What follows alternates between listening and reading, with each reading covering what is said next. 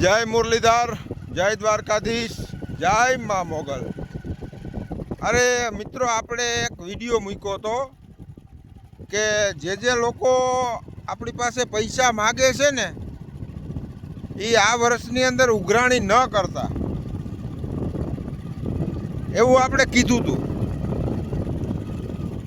તો ખરેખર